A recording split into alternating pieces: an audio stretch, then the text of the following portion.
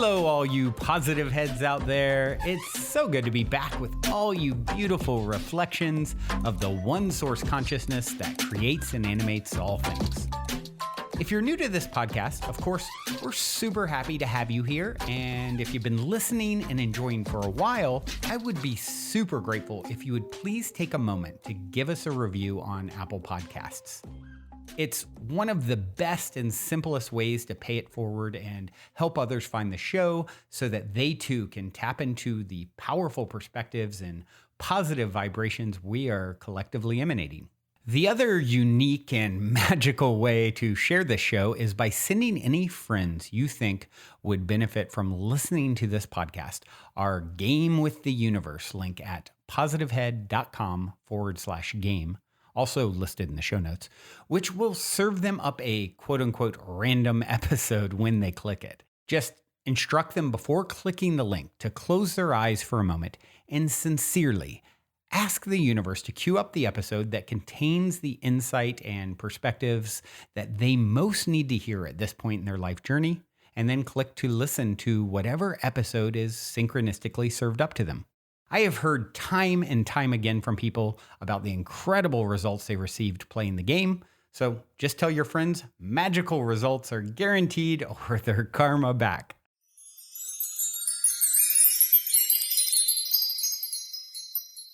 All right, all you positive heads. On this week's SoulShare episode, I am very excited to have Mike Dooley here with me on the show. Mike is a New York Times bestselling author, metaphysical teacher, and creator of the wildly popular Notes from the Universe, who you guys have all heard me read many times on this podcast over the years when they just hit at the right time, right before I'm recording, and it's like, I want to talk about this. So super, super excited to have you. Such a pleasure, Mike. Welcome to the show, my friend. Thank you, Brandon. I'm honored to be with you. We are birds of a feather. Indeed. My partner, Karen, who books the guests, she's, just interacting with you a little and getting some of your vibe, for the first time. She's like, you guys are going to love each other. So, right. I already do. Feeling the love already. All right. So let's see here. What I would like to do, I would like to start with my cliche opening question. And it is this. You're in an elevator. The woman next to you looks over, says, "What's your passion?" You have 10 floors to answer. What do you say? The nature of reality, understanding who we are, how we got here, why we're here, what we can do with our time and space, which has led me to understand my power, life's beauty, the perfection, the miracles that abound, realizing that my power comes from my focus, that I can think about whatever I want, and whatever I think about, I'm going to eventually bring about, because our thoughts become things, the things and events of our lives. Yet, need not worry that you worry.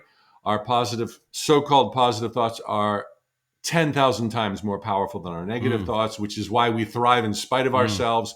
Once we understand the truth, things really get exciting. Lots of joy, lots of love, infinite possibilities. I love that you gave the Willy Wonka answer, as I call it. Remember when Willy Wonka, like, it keeps going the elevator out into the atmosphere, and you would give a Willy Wonka answer, and I'd be disappointed had it been, every now and then I'll get the one word answer, and it's like, well, we have 9.5 floors to go. Oh yeah, this is exciting stuff, man. It is. It's hard to keep it. It really is. I'm with you on that. It definitely lights me up more than anything to just tap into this vibrational pool essentially. And if you would give us a little bit of your backstory, whatever seems relevant to share. I mean, what you've accomplished and done is, over 1 million members in your adventure club, Tuts Philosophical Adventure Club. That's wild. Like, talk about someone who's figured out, how to, that thoughts become things, and law of attraction, law of emergence, whatever you want to call it. And so how did you get here? In whatever words you want to use. All right. So this will also go through the roof. I would expect no less. Way back when, as a kid, really as a, preteens, I was always drawn to, like, the esoteric, although I didn't have a word for it. And that used to be a word that was like, occult, not the occult, but just like, who are we? Like, what's going on? And I was raised a Catholic, always went to Sunday service and classes afterwards. I'm not a Catholic today. I have no religion, but yet more spiritual than I've ever been. But I would ask those questions and probably irritate the nuns or the priests who were with us. And I would, because there was never an answer anywhere, and because it was my greatest yearning, like, I don't know how or why, but I mean, I would look for books in my school library, which inevitably took me to hypnosis. It took me to mind power, creative visualization, Yetis, Bigfoots, aliens, ETs. I mean, look, church doesn't have answers. Mom, dad don't have answers. Right. So I looked at everything and started to come up with some of my own conclusions that I would bounce off of mom, and she would kind of look really bewildered. Like, there can't really be a hell or a devil that they're teaching me every Sunday, because everything has to be of God. How could anything not be? What would be outside of God? The one? There's not, right? Yeah. Like out in the shed in the back 40, that's where the rest of reality. yeah. It doesn't God's make in the mansion. It's like, no, it's all God. Right. And I remember concluding that, time, while very real for us within it, still has to be, can't be what we think it is. Because if you look at a human life on a timeline that goes to infinity, and both science and religion says that there's no beginning and no end, a human life is absolutely squat, unimportant, does not exist on such a timeline, if that's benchmark reality. Right. So it's like, time can't be what we think it is. These were weird thoughts. Yeah. And mom was amused and maybe a little concerned. But by the time I got to college, I was literally, Brandon, doubled over and like, what the fuck is going on? Yeah. We all die. Everybody dies and is gone for forever. Yeah. Like, why? Where did all that personality go? Where did all that energy? It's like, it does not compute in the society, the culture that I was raised in. Heaven on a cloud with angels did not make any sense. Still doesn't. No. I don't like the harp that much. Not that much. So I remember going to Bible study classes because I wanted answers. I thought maybe I've never gone deep enough. And I went to fringe classes. I never did have the Hare Krishna bread or whatever they were handing out. That didn't resonate with me. But it was during this time when I was really doubled over, like, what the fuck are we doing here? My mom said, I just read this book, which you won't believe, is channeled by a lady in trance, and her husband takes longhand dictation, and out pops these books one after the other. And I was like, Mom. She's an avid reader. I didn't read anything. Rarely would she say, you got to read this. But she said, Mike, forget the source. Read what Seth has to say. And it was the Seth material dictated by author, the late Jane Roberts. Yeah. I remember that. There was all the stuff. Now I'm like 19, 20 years old. All the stuff I had concluded myself, that we have to live in a benevolent, benign universe, that things aren't what they seem, was there. And so much more, without an agenda, without a call to raise money, just like, the nature of reality is that consciousness creates matter. You're here by choice. You're an eternal being. You live many lifetimes. You have other choices. What's important now is to focus on what you got. And it was the most liberating, most joyful, most like, oh my God, revelation. And while it might sound pompous or arrogant or conceited to somebody new to this stuff, it's like at age 19 or 20, I got the answers I was looking for, the universal answers to questions that mankind has always wanted. And I was like, now I am going to live this stuff. So I started doing creative visualization. I started working with my beliefs a little tiny bit, being mindful. I eked out with an accounting degree, became a certified public accountant because I wanted to set the world on fire, living my dreams. That was all that mattered. It's like, this is what I can do. I'm going to do it. So it wasn't pontification, theoretical, maybe one day. It was like, get it on. You're living in a blessed life, not a religious blessed, but just that you're even alive, boggles all logic. No science could ever deduce the origins of consciousness or reality as we know it. Go live your rocking life. And so I got a job with Price Waterhouse, was assigned in the Middle East, had huge hardship bonus, traveled to African safaris, Mykonos, Hong Kong, Bangkok, in a 2-year period, earned hardship bonus, came back, bought a home, got promoted. And at the 6-year mark, I had never wanted to stay in public accounting. I was like, I thought somebody would come and say, "You're amazing. We want you." That's my visualization, but that never happened. So I quit. I got promoted to manager, quit, sold my condo, did not know what to do. I was getting near 30, moved to Orlando. I grew up in Florida. My brother was an artist just out of art school getting royalties from a t-shirt company. And we launched Today's Tut like 35 years ago to sell his art on t-shirts. And we sold $10 million worth of them in the following 10 years. Just me, not bad, Andy, and my mother. A 3-person show. We had employees and warehouses and retail outlets and wholesale customers all over the globe. I mean, this stuff really works, Thoughts become things. Apparently. But by the end of the 10 years, the trends were declining. During the 10 years, I wrote all the poems that went on the t-shirts with my brother's art. And the poems were about the nature of reality. Picture in your mind all that you may be, and with a little time, you will come to see that in the game of life, your dreams will come alive by thinking of the end result as if it had arrived. And people would come into our stores and just read and read and read, and then leave with a dozen. Wow. And it was really cool. It really hooked them, huh? That's amazing. Well, and then we had an entire line of novelty gifts and coffee mugs and keychains and pens and greeting cards and posters, a few self-published books that my mother wrote. But by the end of 10 years, the trends were declining. We had bought my mother out. Disney was a powerhouse in Orlando where we did the business and I still live. Right. And we decided to liquidate. We were still ahead financially. This brings us to the year 2000. Now I'm on level 1000 in this elevator. Yeah. But that's when I was approaching 40 and I was like, now what the hell am I going to do? Like, I'm starting over and I don't know what I'm starting, but I know about the magic. I know thoughts become things. And I started sending out a little email because it was the kind of encouragement I wanted to receive. That was initially just messages from Mike, which were never very popular. But I had time on my hands. I started sending them out instead of weekly, daily. And that made possible this idea that kept coming to me. If I wrote as the universe, I could say more, and it would surely be more impactful being signed as the universe. What a pen name. Mike. Who the hell's Mike?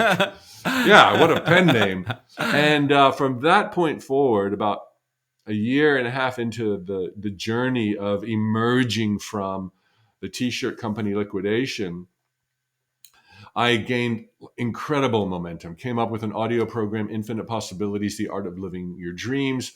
I went out on world tours. I've spoken in like 44 countries, 180 cities, multiple times, and most of them on every continent but Antarctica.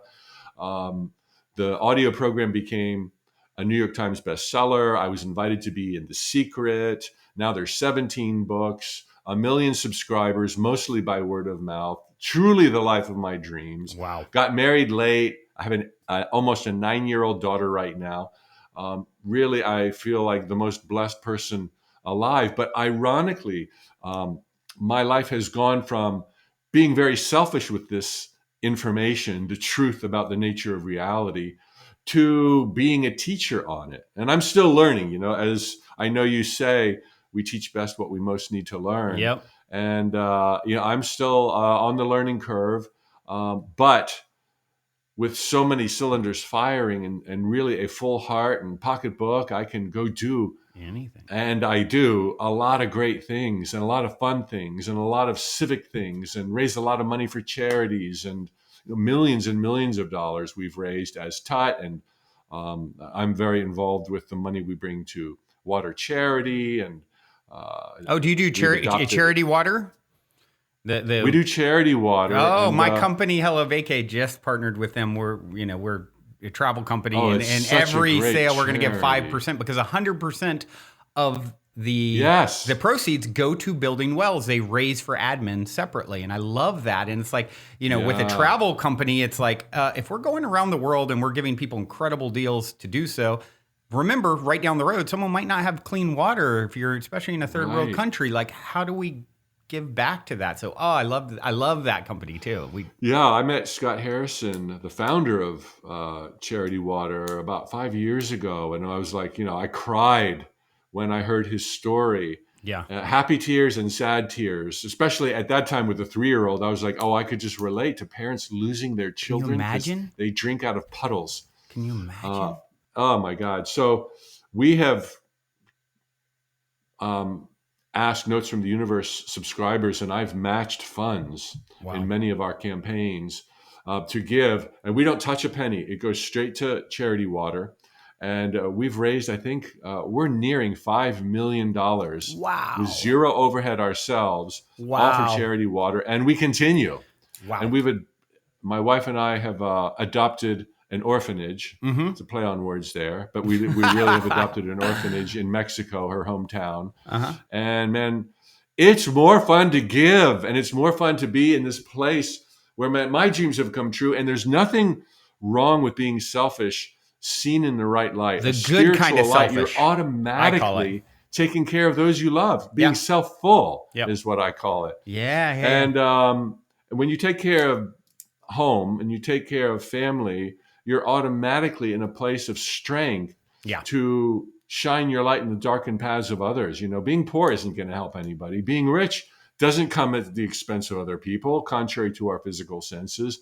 And we can go out and spread the love and the joy and opportunity. And it's amazing. So for 21 years, I've been writing the notes and doing all of this other work as I continue to move towards enlightenment myself.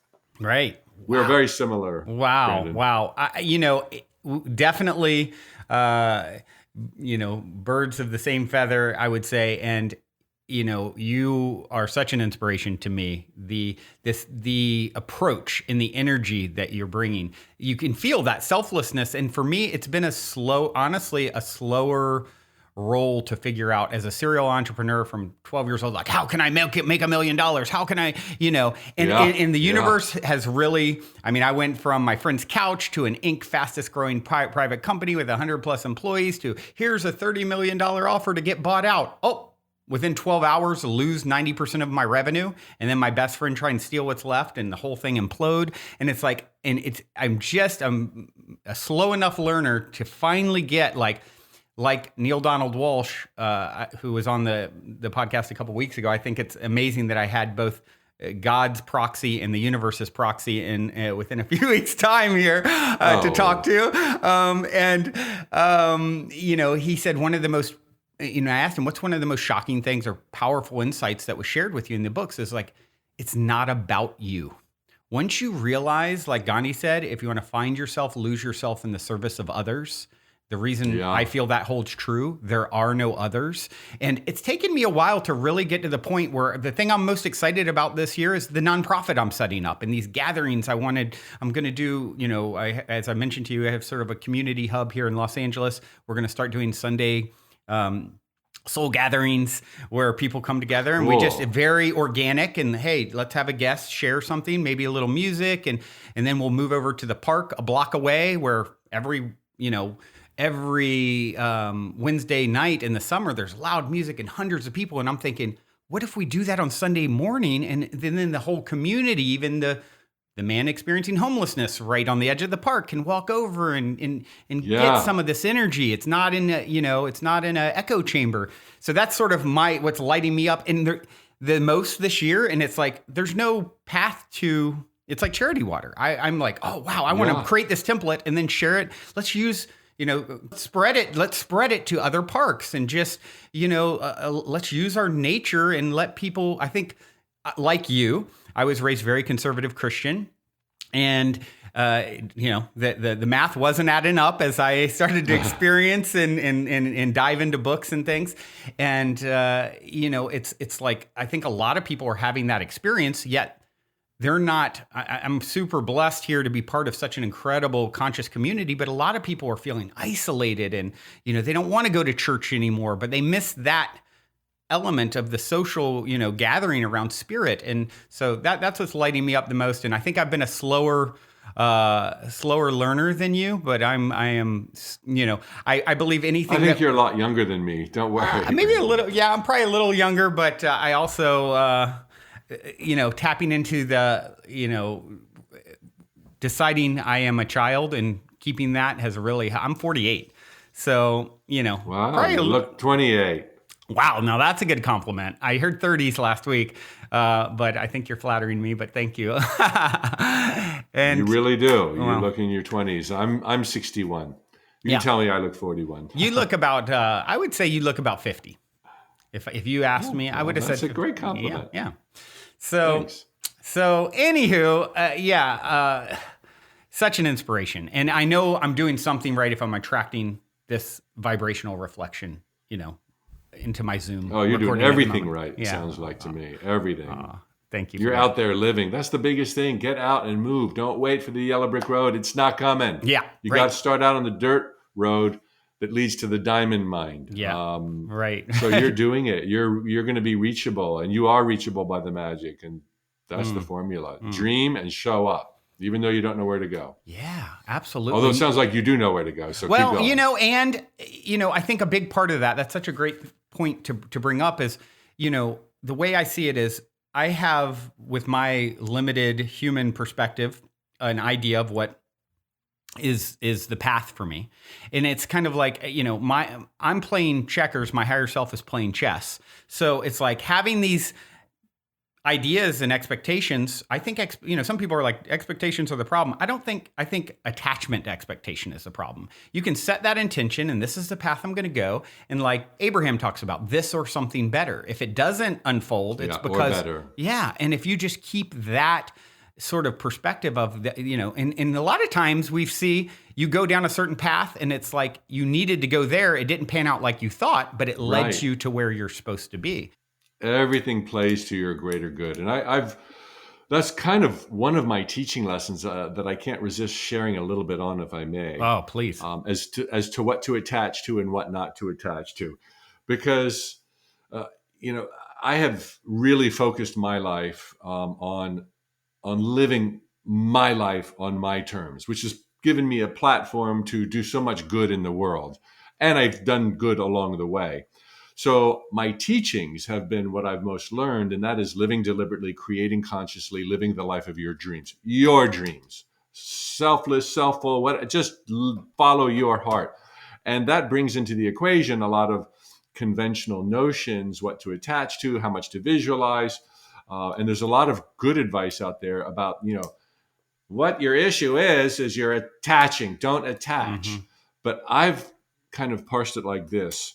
When we know the general area of our life that we want transformation, such as romance, financial abundance, nothing unspiritual about that, friends and laughter, creative fulfillment, expression, career, whatever. Pick the general area.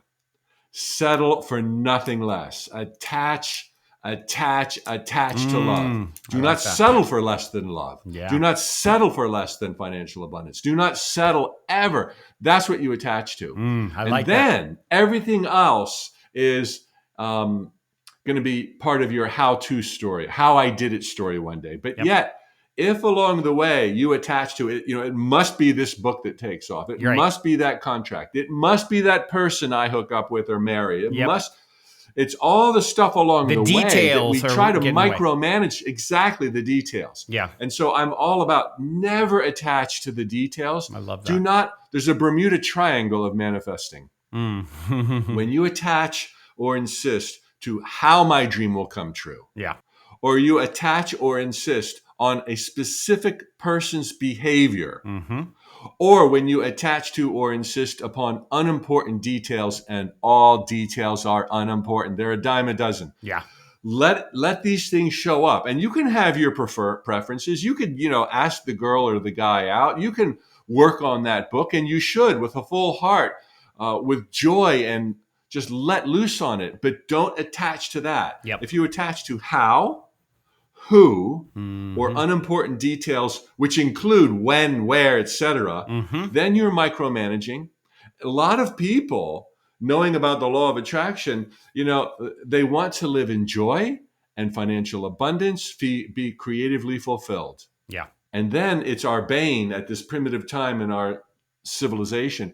It's our bane to think, now, how am I going to do that? Like, what am I going to offer to the world? I want to be of service. I know I'll write that book. And then you visualize it. Then it becomes all about that book, neglecting that you've never even liked to read. But now you're going to write a book that's going to save your whole life.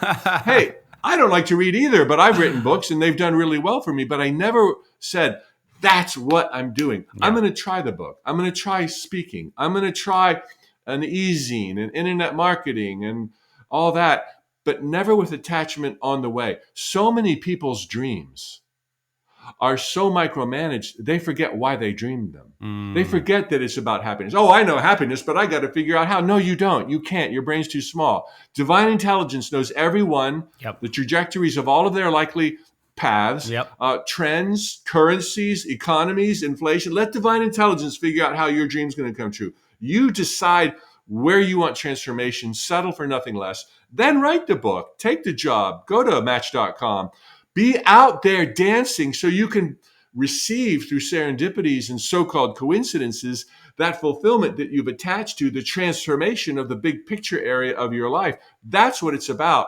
Don't be like, well, the page is blank and I can't do it and so broke up with me. And those are details, unimportant details. Right. The details are unimportant in terms of the big picture. Because the right details and the right people will show up. Yeah. But the details are valuable. And here's like, a slippery slope, but it's so crazy easy. Just repeat this if anybody watching or listening needs to. The details are valuable in that when we visualize them or put them on our vision board, we have an emotional like, oh man, wouldn't that be great? Vacation in Val d'Isere, take my girlfriend to Tahiti, have a internet business, a cafe in Manhattan. Yeah, that gets you so excited. Take that excitement and channel it towards, maybe I'll do a baby step here and I'll find out about a business license and I'll ask her out. Take the excitement into action. Take the excitement into knowing how great your life is going to be. But it might not be that girl. It might not be Batch.com. It might not be Manhattan. It might be, LA. It might be Greenwich Village. It might be who knows where. So detach to all of the stuff in between. But that doesn't mean it's not important. Yeah. It just don't attach to it. Right. Imagine the car. Imagine the penthouse. Imagine the toes in the sand. Imagine the warm palm of someone else's in yours as you walk. Get into the details and then let go. Yeah. Then show up. Then be present. Then you're a lightning rod for magic and miracles that would otherwise never happen if you were attached to this line. Because when you attach to a how or a specific who, you slam shut the door on all other possibilities. And the universe is like, I know more than you. I know a lot more people you haven't met yet. Exactly. And that's the truth. Yeah. And so people will limit themselves. And they'll say, well, I didn't want to attach. Well, it's what to attach to and what not to attach to. And generally, since most people are micromanagers, they should never attach to anything. Yeah. But the better approach is know where you want transformation and accept nothing less. Yeah. Nothing less. Hold out your cup until it's overflowing. I love that distinction. But negotiate the path. Yeah. Yeah. What you're really saying, what I'm hearing is getting to the core. What is the reason you want that job? What is the reason you want that particular partner? That's a base. There's something deeper. There's a base level foundation of what you adventure, excitement, love, these core kind of feelings. So finding the path to those, that's the thing that you attach to, and all the details, let them fill themselves in. It's sort of like you hear, obviously, probably you've been on the journey through the whole being a part of The Secret. Like, wow, you've seen the ups and downs of law of attraction is the best thing ever. Law of attraction, stupid. You've seen all the angles. And I think one of the distinctions that a guest I had a while back, Derek Rydell, made, he talks about the law of emergence. He says, as opposed to even attracting something outside. It's already all in you. It's about creating the right conditions. If the little boy finds the acorn on the lakeside and then takes it and puts it in his room on the shelf because he thinks it's cool, it's not going to grow into its potential as an oak tree. If it's planted on the shore of that lake and gets the right sun and light, and then it emerges. What's in potential is in there. And I think, that's the thing. These experiences, these feelings are already there to be tapped into. And if you have to put a particular car or a particular face up on a board to help stir it up within you and to get into that vibrational pool, great. That's a great tool. But don't be attached to that picture. Be attached to the emotion that it's invoking. End result. Yeah. And the end result, wisely understood, is always emotional. Yeah. It's fulfillment, it's creativity, it's love, it's romance, it's joy. Joy is the ultimate end result. And some people will say to me, I can understand that, and that's old school wisdom. Happiness is what it's all about. But what if that's all I get? If I'm just happy, I'm happy I'm broke, I'm happy I'm sick. It's like the universe is not such a jerk. Yeah. The universe knows you better than you know you. Yeah. And if you're putting it out there in your visualization, I just want joy and happy tears, friends and laughter. The universe is like, I know who, I know how, I know where, I know when. Yeah. Okay.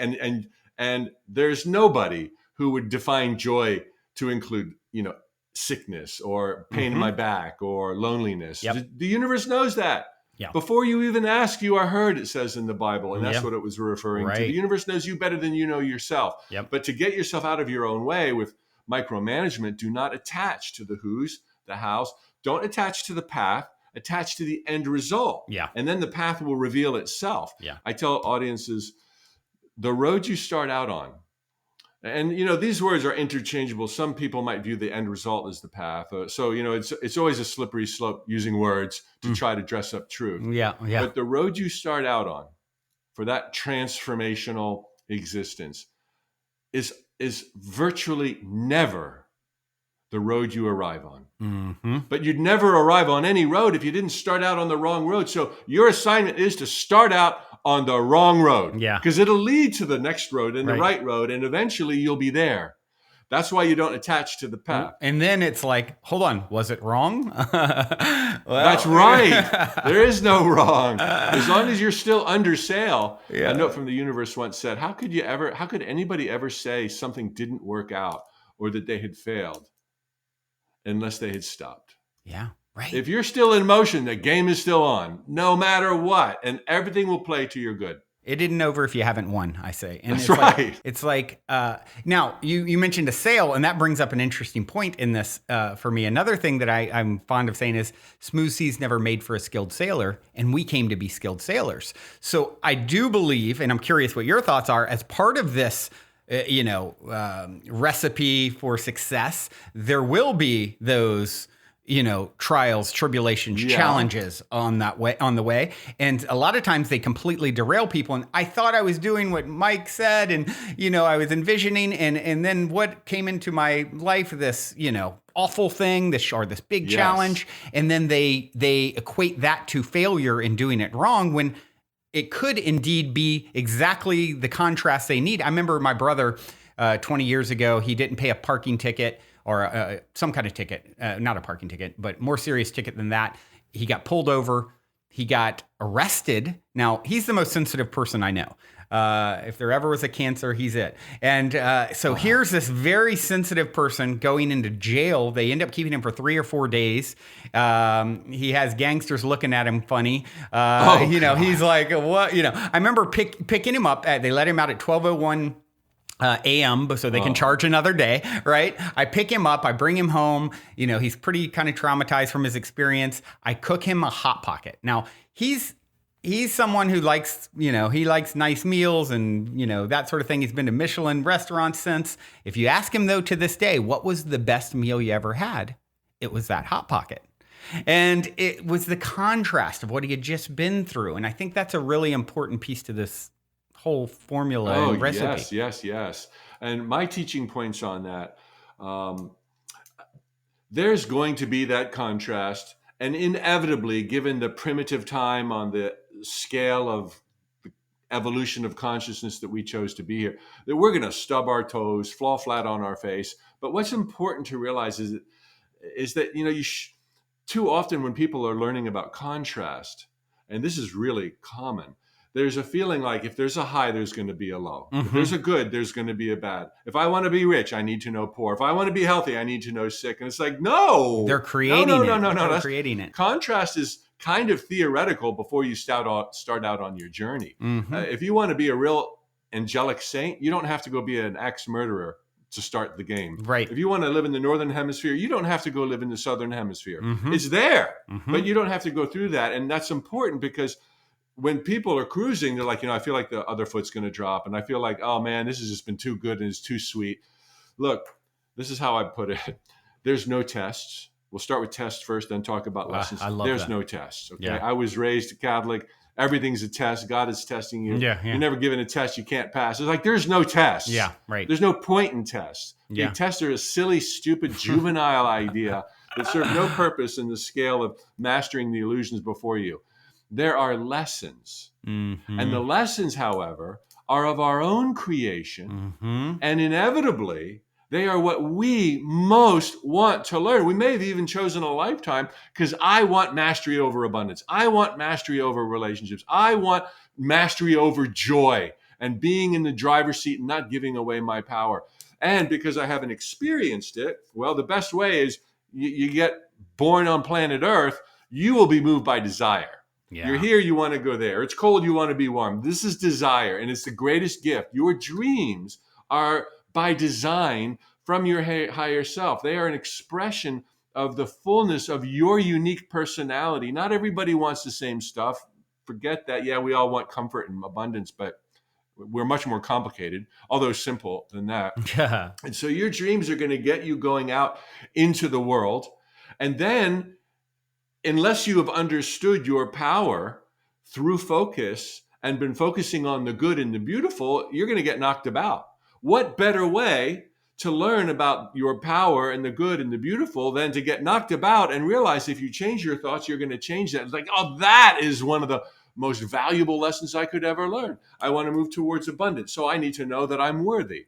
If you don't know now, as you move to wealth and abundance with an unworthy mindset or limiting self-sabotaging beliefs, they're going to show up. Yeah. And what better way to deal with it and learn the lesson than by embracing them? But yet, this doesn't imply, Brandon, that life is this unending series of self-chosen lessons either.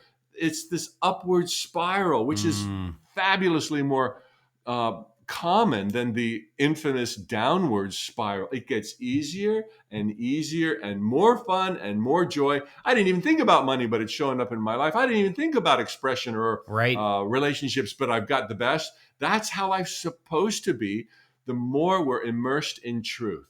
Yeah. And so, yes, there's lessons. They always come in tandem with dreams. I say this, it comes from a note from the universe. Every dream, without exception, comes with built-in challenges. Otherwise, it would just be a dream come true the day you thought of it. Yep.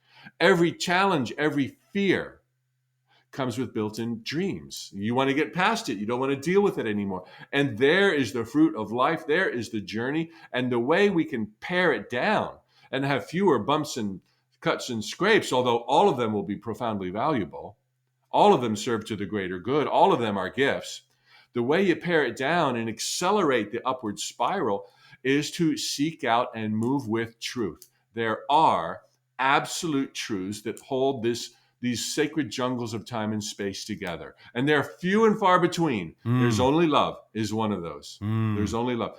We're all one. Yep. That's another one. Same thing as there's only love. If we're all love, when we're all one, but there's only one. Yeah. We're all one. Yep. Yeah. Synonymous with we're all God, of God, by God, pure God. There's not us and God. We hit that in the beginning of the show. Right. So I love the way you put it. One. You're like, what did you say? You're like, well, hold on. So God, according to, or most organized religion and Christianity, as we were raised, most of the perspectives and denominations is like, God is this, the dad that lives in the mansion, but hold on, out back there's this guy outside of that, in the shed. Like, what? Yeah, there's those hooligans out there. Yeah, if they don't shape up, I'm going to torch them forever. Right, but It's I love them. That's all. Yeah. But I love them. It's like, hold on. If There's that only is what good- love there's- is, I'm good. It's like, I can always counter this with people and kind of stump them. I found, I talked to my father, door knocked until COVID, and he's 76 years old, inviting people to church. And, I've been around a lot of very conservative Christian mindsets. And I'll be like, well, let me ask you this. You're a fraction of God's love, right? We can agree on that. Yeah. Okay. So as your son or your child, if your child were to do something, is there anything that your child could do misbehaving where if you were in charge as the parent, that you would torture them for eternity? And so what you're telling me is, as a small fraction of the love that God is, if we become more loving, then the torture thing makes sense and feels good. You know what I mean? It's like, so I always ask him, is there anything your child would do or you would choose to torture him for eternity? They always kind of like, so hold on. But God, way more loving than you. Once you get to that level, then you're into the torture thing. That makes no sense.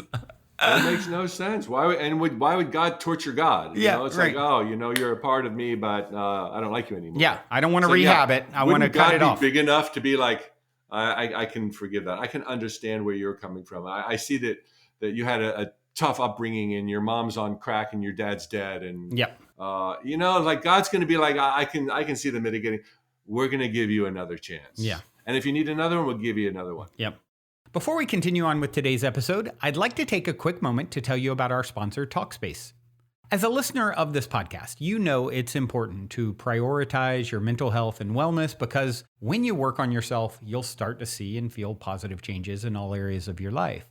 When it comes to getting help via therapy, Talkspace makes it super convenient to get mental health care with or without insurance to fit your needs. The long-term effects of therapy can give you the tools to deal with challenges as they arise and lead to a more optimistic outlook on life. And you don't need to wait until something goes wrong in your life to work with a therapist. Of course, Talkspace is also there to help with any specific challenges you might be facing. It's the #1 online therapy platform with thousands of licensed therapists trained in over 40 specialties, including anxiety, depression, relationships, and more. Your therapist can help you set and achieve your goals. And as a listener of this podcast, you'll get $100 off your first month with Talkspace when you go to Talkspace.com and use code POSITIVE. So to match with a licensed therapist today, go to Talkspace.com and use the code POSITIVE to get $100 off of your first month.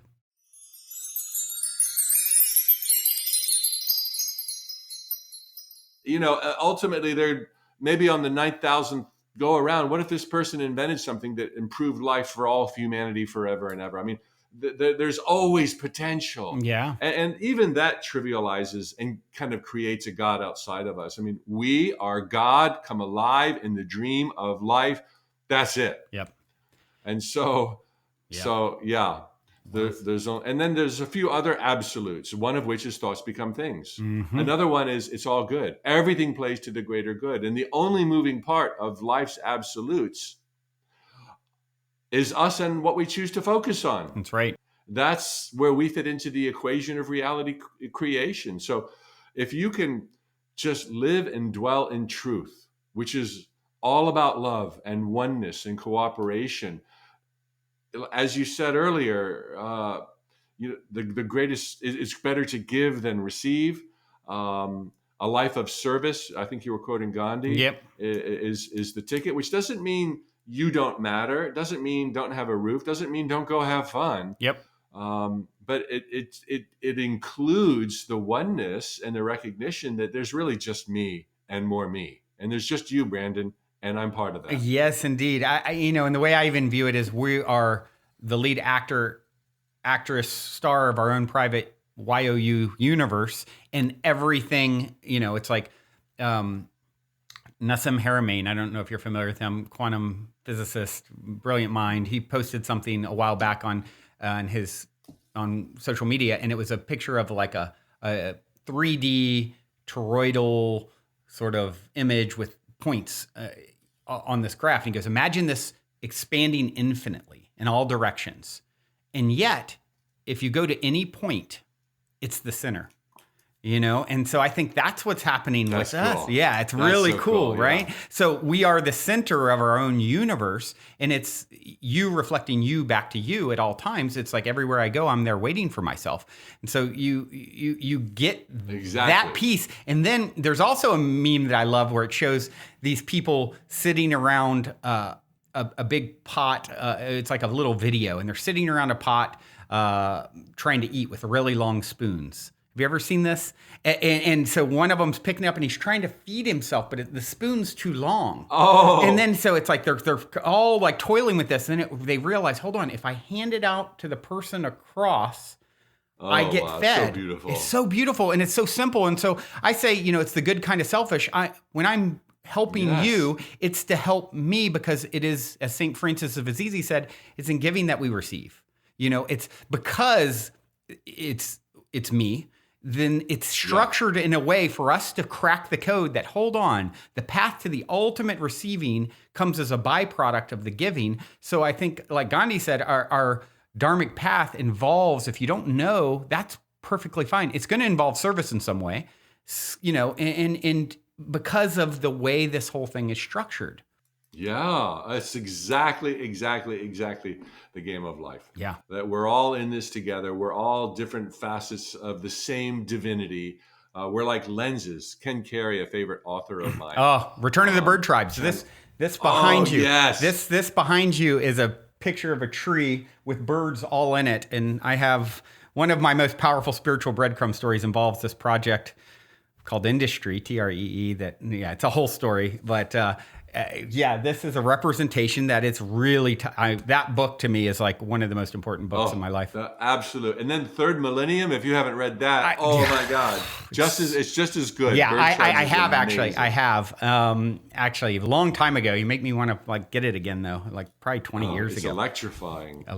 But Ken says that we're, and it's clearly channeled work, he says as much, but he says that we're all like lenses, metaphorically lenses through which the same God is poured. So there's this lens of Mike Dooley, this concoction of beliefs and limitation and empowerment, and God pours through that, and here I am speaking. And then there's the lens of Brandon Beecham, and the same God pours through that, and it's like, wow, check that out. Yeah. And it's billions and billions of fold, infinity, which we can't even comprehend. But if we can master ourselves with love and respect, honor your dreams is my biggest teaching, but that will take you to honoring others. Yep. I don't know that I could have ever been so helpful, given my lens, if I had put the needs of others before my own. Right. I'm just not. Self-love is so important. Self-love is the same thing. Same thing. And eventually any wise person would define self to include their daughter, their spouse, their neighbors, the world. Self-love is world love. But if anybody is listening to this and they put their dreams on hold, I think that's not the recipe. The greatest sin you can commit in tandem is sacrificing yourself. Together. So, there's a quote a good friend of mine shares, and this is not his. You've probably heard a version of it. If you want to be happy for a day, win the lottery. If you want to be happy for a month, get married. If you want to be happy for a year, something else. But if you want to be happy for a lifetime, help someone else. Ooh. And that's where my life has I haven't heard that. gotten. I love that. And what you have just said, it's much more eloquent. I think it's a Chinese proverb. If you want to be happy for a day, a year, a month, go Google it and you'll find a better version. Beautiful. But that's where me making my dreams has come true. Has like, I just wish everybody could know what I know, could feel what I feel, could just feel as blessed as I feel. And if they're not, it's like, what could I do to help? That's the game. Covertly or intentionally? Because man, it gets so good. And I too have taken people traveling because, tut.com is the adventures club, the Right, adventure right, of right. life. Wow. And I have taken, until COVID, twice a year, we've gone on a wow tour. Mm-hmm. And usually we have 50 to 100 people Wow. go on these trips. And it's like, wherever we go, we see the sights: Tahiti, Cairo, Kenya, Cape Wow. Town. I mean, we've been everywhere. Bali, Australia, New Zealand. But we've done like 29 of them. Amazing. COVID stopped it. We just resumed with Scotland. But wherever we go, to the best of our ability, we'll reach out and visit a shelter or an orphanage, or we bring school supplies for the kids, or whatever their parents, Wow. whatever the chaperone said they most need: soap, lunchbox. Wow. And I give a little thoughts become things speech and dream. And we all love you. We found out about you before we got here. We go to Peru a lot, Panama. Wow. And like, you guys are so important, and you're going to be able to do so much and help so many people. And oh my God, it's like, Yeah. to think that a gesture, a word, a smile, a lunch, clean water will change a life, to Yeah. change an entire life, save a life. Yeah. And that life will have high points that ripple out and change that goes forever. It's like nothing more intoxicating than the idea of how far kindness goes. It is. It's like just getting feedback, from any person with this show is a great example. What's kept me going? It's like one review or reach out. I was suicidal and started tuning in, and everything's transformed for me. It's like, I've had some cool wins in my life and things that really feed my soul, but not compared to that. It's the greatest high. I know. And I've been blessed with. You must have countless. You must have countless. I have enough to know that this is why I do my work. Yeah. And this is why I do what I do. And I still love it. That's important. Yeah. I absolutely love it. But for the feedback and the encouragement, especially in the beginning when I was writing out these emails, like, who the hell's out there? There was no business model. No money was coming in. My life savings was going to my mortgage, which I had one at the time. Yeah. And it's just like, and then somebody's like, I'm crying on my keyboard and I can't thank you enough. Or, it's just like, wow. Yeah. Wow. It's just so good. So exciting. So yeah, then you see the message of Jesus, the unadulterated message of Jesus and others. Love thy neighbor like thyself. Everyone's carrying a load. Everyone's trying their best. Everyone's scared. These So are much primitive fear. times we live in. So much fear. And if you can be like a finger of God in someone else's life, it's like, is there anything more intoxicating? Not that I found. Awesome. Nothing compares to that. Not that I found. Service. Yeah.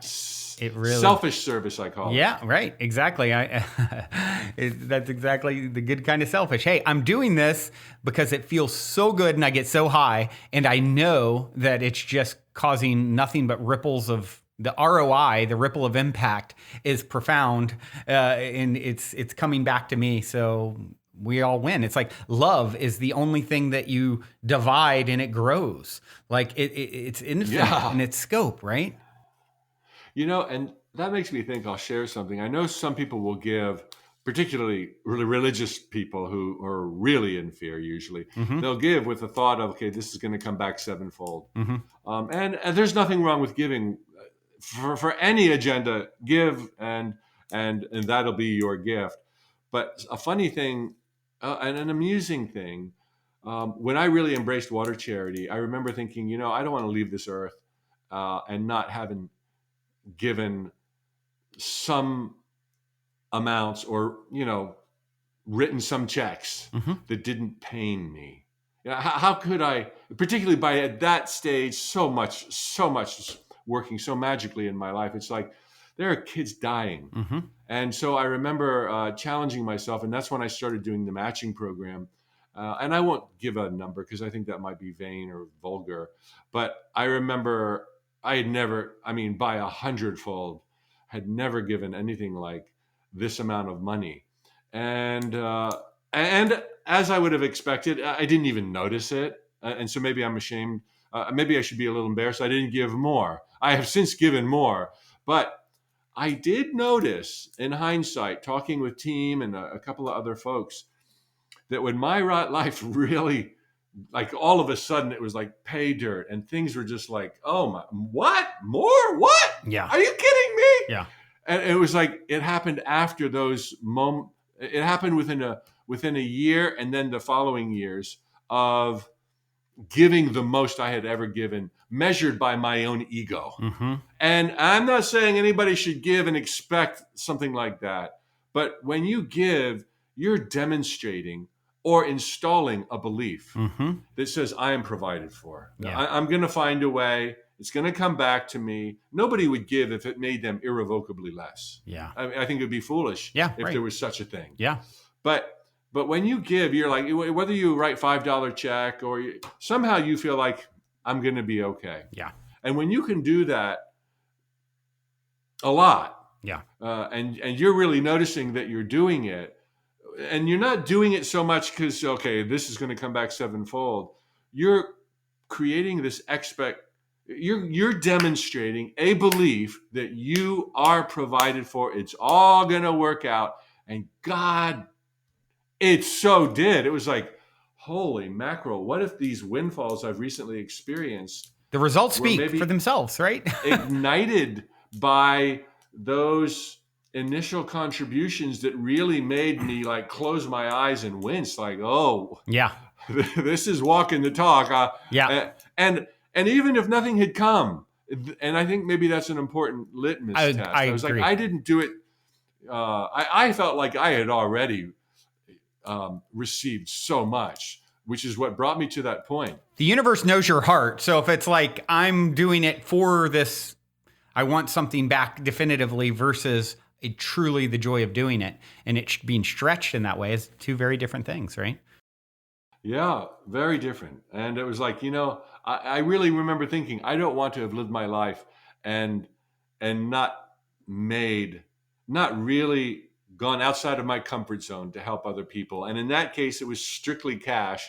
And in other cases now, I won't go into lists, but we've done so much more, my wife and I, and it's been like, it is the giving that is the greatest gift, that I get to do this. Or here's a little thing I'm sure many of your listeners have done, like kind of paying it forward, or paying for a father and his daughter to get into Disney World who was standing behind me. I remember I was so nervous to do that.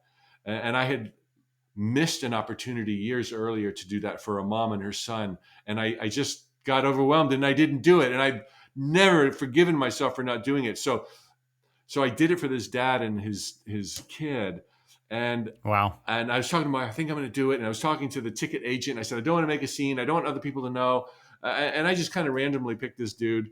And I went up to him just like, hey, I said, I've been really blessed the last couple of days and I got to pay it forward. Can I pay for your ticket? He's like, I'm not going to tell you no. Yeah. And this let loose such an explosion inside of me.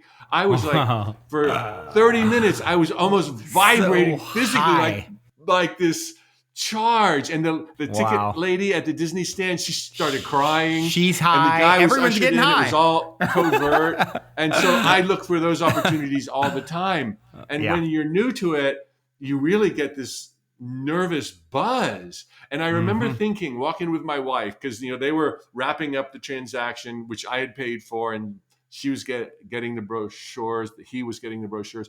And I remember saying to her, I said, no matter what that hopefully felt like for him, it could never compare to the joy and the adrenaline that is pouring through me right now, that perhaps I made a big difference. And so standing in different lines at different times, all the time, I'm looking for who am I going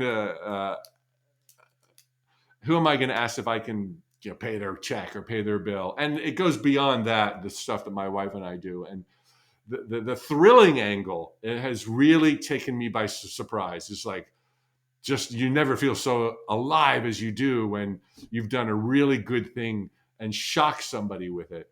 And people look around now when I do stuff like that. Is this being videotaped? Is this a Yeah. TikTok? Well, Like, yeah. no, This no, is no, so no, he no. can get more followers. Yeah, totally.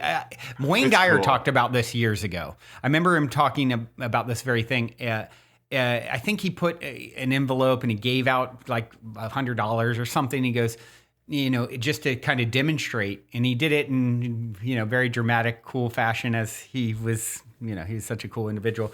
And then he explained how when committing an act of kindness, all the feel good chemistry, all the endorphins and dopamine and all is all being released in the head of the giver, but it's also being released in the head of the receiver, and it's also being released in anyone who witnesses and is privy to the act of kindness, like you're the person the ticket lady, right? Yeah. And so you're literally just getting everyone high that's in your vicinity when you're doing something like this. It's so good. Coolest thing. And and it's important to tap into your intention about it, right? Like, oh, am I doing this for TikTok so I can win? Like versus the pure joy of like you're approaching it. And I think there's a distinction there, right? Yeah. Yeah. Oh, and that we have these opportunities in this bastion of perfection being hurled through the physical universe on this emerald planet. Is like, oh my God, what could be more exciting than the adventure of life, the gift of life, more improbable, more impossible. And yet we have it, and it's in the palm of our hands now. It's like, this is the greatest. And this is letting love flow. This is being in the truth. This is all the things that anybody could ever want. Everything comes from this. Yeah, such an inspiration. And one of the things we talked about a little bit before we turned on the microphone is sort of this the ramp up of self-realization, if you will, on the planet, the ascension process, as many refer to it. And you have been on this journey for, you've been on the long view for sure, and right in the middle of the stream, if you will. And so I'm curious what you think about the state of the world versus, we're seeing like almost like more contrast between light and dark, right? We are. And so, I'm curious what you think about that. Yeah, well, these times were prophesized by some really good prophecy makers, Nostradamus, the Bible, the book of Revelations, the Mayan calendar ending so a new one could begin. Right. The age of Aquarius, the return of the second coming. Return of the bird tribes. The second coming of Jesus Christ. The second coming of Christ consciousness is what was meant, which all of these dovetail. Not the man Jesus. The the energy, Christ consciousness, like Buddha consciousness, it's a flavor of consciousness. Exactly right. So that's what's happening right now. And like it says in the Bible, and I don't tote around the Bible, I don't know scripture, and much of it has been hijacked by men. But like wheat being separated from the chaff, there will come this time, which we are in now. It's like, oh my, I never thought it'd be so stark. And it's the beginning. This whole COVID thing is part of it. It's the beginning of a great healing. And I just did some work with a super dear friend, Sarah Landon, who channels the council. And the council has kind of talked about what we're talking about right now and said that it might surprise you, Mike, but while you're pointing out these obvious hot spots of polarity and divisiveness, we, on the other hand, have never seen so much love and cooperation on your gorgeous planet. And when you stop letting the news sensationalize everything and focus on all the bad, it's actually quite visible. We're more transparent. We're having more talks about equality, Black Lives Matter. Finally, that's getting a discussion, and so many other things. And of course, all lives matter. But look, which race has been pummeled mercilessly without a discussion? But now we're talking, and all of these things are now coming to the fore, and it's driving parties apart because it's being discussed at long last. which is huge progress. And so we are moving into a return of Christ consciousness into all open hearts and open minds, where we realize that we are all of the divine, that we're going to get along a lot better when we all cooperate and see the divinity in every single person. And it's happening in this lifetime. I used to joke with audiences, this is better than I say used to because I don't go out and tour like I did pre-COVID. Now I'm doing everything online. Yeah. But this is like a Friday going into the weekend. Fridays going into the weekend for the anticipation, or even better than the weekend sometimes. Yeah. We chose a lifetime where the darkness would be given way to the light. Yeah. And right now it's happening. It's like, holy cow, all hands on deck. This is what the hell's happening? But we knew what was happening. We knew what would be happening. Nothing is destined, but there are probabilities, and the probability that this civilization would be waking up right about now, a little bit late if you measure 2012 on the solstice. But nevertheless, still plainly happening. More love, more joy. Systems will be failing and falling and crumbling to give room for new systems, new cooperation, new forms of equality, new forms of brotherhood and sisterhood and sharing. It's like, this is the beginning of the best of times. And we must have done something right to be here. So cool to be here now, man. We must have made a pact, Brandon. Yeah. All of us. And that's right. And lifetimes forgotten. Let's show up when the dark gives way to the light. And let's be there and surf that wave and shine our light and talk about what we're going through. And so others don't feel alone, nor do they feel scared as we move into this absolutely golden era, unlike anything civilization has seen on planet Earth, that is now taking root. We are part of it. We are the bringers of the dawn. That's what all who are alive are right now, bringers of the dawn for countless generations that will follow us. Yeah. And so live your truth, live in the light, follow your heart, see yourself and everyone else. It's like, wow. How cool is that? Such an inspiration. Definitely in spirit. So I'd like to switch gears just a little bit and hear, listeners know I love my stories of synchronicity or serendipity or positive paranormal story. And I got to think, someone like you, the proxy for the universe for all these years has had some good ones. Anything come to mind to share? Well, as my awareness expands, Brandon, it's like I can't see any turn in the direction of my life that wasn't just caked in miracles and serendipities. Everything plays to our greater good, even the so-called misfortunes. Yep. So it's like my life is my greatest story. From confusion and heartache, girlfriend running away with. It turned out my girlfriend had a boyfriend when I was 40, and it wasn't me, and wow, being fearful for money and starting my career over at 40 and living like I live now. That's my best story. But wow, yeah, that's a good one. To appease those who really like these juicy manifestation stories. As I shared, my mom started sending me these books in college. And I started doing creative visualization.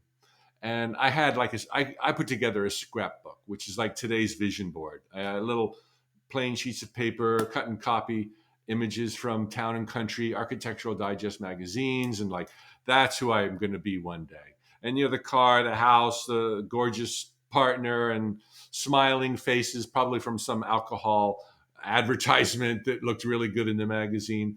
And I had a picture when I was 23 in my scrapbook of Hong Kong Island. And I thought maybe one day in my 40s or 50s when I'm old, I'll be an international globetrotter. And so I visualized. I was unemployed out of college. I couldn't get a job for 3 months. I finally got hired by Price Waterhouse. 2 years later, my heart nearly skipped a beat, having breakfast in the Regent Hotel of Kowloon, Hong Kong, on my home leave from Saudi Arabia, where I was working for Price Waterhouse between stints in Riyadh and Cairo, Egypt. And I looked up over from my coffee through the 2-story plate glass windows and saw the exact same view of Hong Kong Island Wow. that I had cut and pasted into my scrapbook just 2 years earlier. 2 years Wow. might be a long time for some folks, but for Quick. what that experience did, blew my mind. I remember thinking, this tough work.